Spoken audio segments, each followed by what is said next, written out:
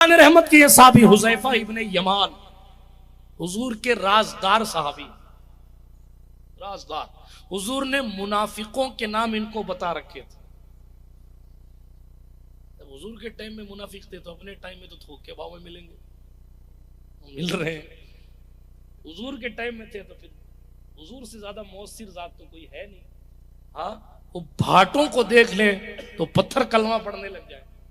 کتنے پتھر دل ہوں گے وہ لوگ جو حضور کے سامنے بیٹھ کے قرآن سنتے تھے اور پھر پیٹھ پیچھے جا کے الٹی شلٹی بکواس کرتے تھے۔ سنا ہے نا اپنے منافقین، جانتے ہیں نا منافقین کو۔ آگے چلیے، حذیفہ ابن یمان، بات دور نہ چلی جائے۔ حذیفہ ابن یمان بات کیا کر رہا تھا؟ جب عیسائی لشکر سے ٹکراؤ ہوا، اسلام کے لشکر کو غلبہ ملنے لگا، تو ایران کے بادشاہ نے کیا کیا کہ صاحب ہم مذاکرات کرنا چاہتے ہیں، گفتگو، ٹیبل ٹاک، بیٹھ کے بات کرنا چاہتے ہیں، کمانڈر کو بلایا جائے۔ دعوت کی اس نے صاحب۔ حذیفہ ابن یمان اسپیشل گیسٹ کی حیثیت سے آئے، اور جب آ کے بیٹھے، ایران والے نے اچھی خاصی دعوت کی تھی، آپ کھا رہے تھے کھانا۔ کیا کھا رہے تھے؟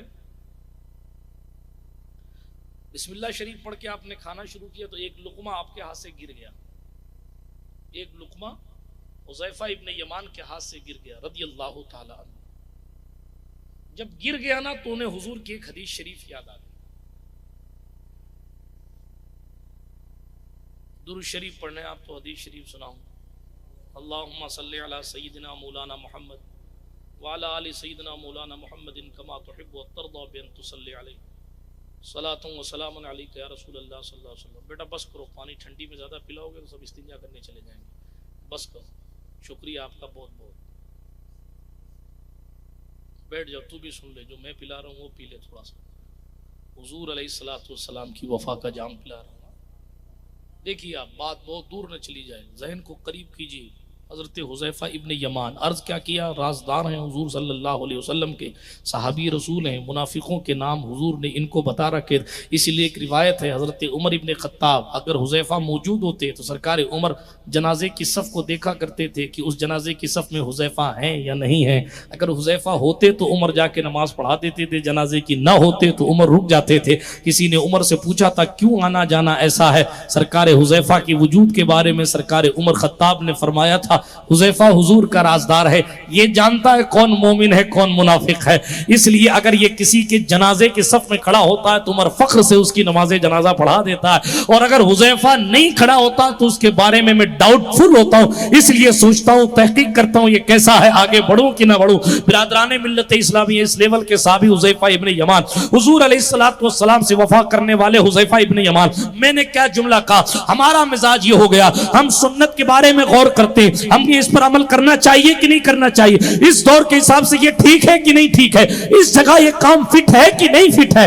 مگر حضور کے صحابہ کی کامیابی کا راز یہ تھا، وہ اپنا دماغ دوڑاتے ہی نہیں تھے، وہ تو یہ جانتے تھے میرے سرکار نے کر دیا ہے، یہ ٹھیک ہی ٹھیک ہے، اس میں ٹھیک کے علاوہ کسی دوسری چیز کا تصور بھی نہیں ہے، کیونکہ یہ سرکار نے کیا ہے۔ حذیفہ ابن یمان کو ٹیبل ٹاک کے لیے بلایا، بہرحال بات شروع ہوئی اور کھانا کھانا شروع ہوا۔ جیسے ہی کھانا شروع کیا گیا، حضرت حذیفہ کے ہاتھ سے ایک لقمہ زمین پر گر گیا، انہیں سرکار کی حدیث یاد آئی، میرے اور آپ کے سرکار نے فرمایا تھا کسی جملے پر آپ کی بے توجہی نہ ہو، تیزی سے پڑھ رہا ہو، اس لیے غور سے سنیے گا۔ سرکار نے فرمایا تھا گری پڑی چیزوں کو پھینکنا نہیں چاہیے، اس کو صاف کر کے استعمال کر لو، رزق کا احترام کرو، اس کو ضائع مت کرو۔ حذیفہ کو یہ بات یاد آئی تو وہ گرا ہوا لقمہ اٹھانے لگے۔ جیسے ہی وہ گرا ہوا لقمہ اٹھانے لگے تو پاس والے نے یوں کوہنی ماری۔ کیوں؟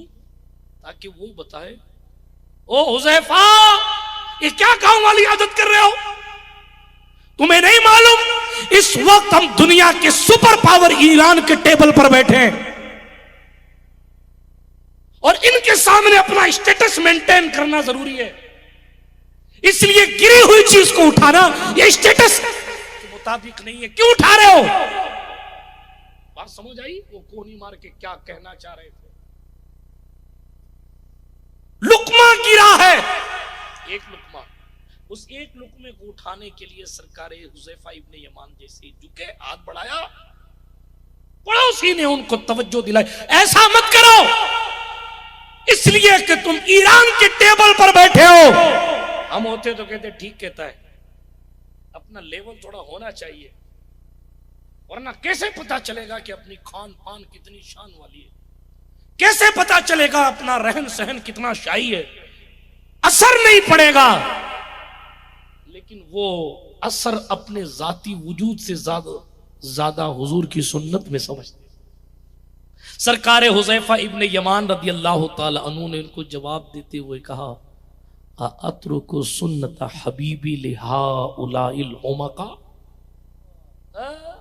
میں اپنے محبوب کی سنت ان بے وقوفوں کے لیے چھوڑ دوں؟ ارے ایران مانے گا نہیں تو مار کے لے لیں گے، مگر محمد عربی کی سنت کو چھوڑیں گے نہیں۔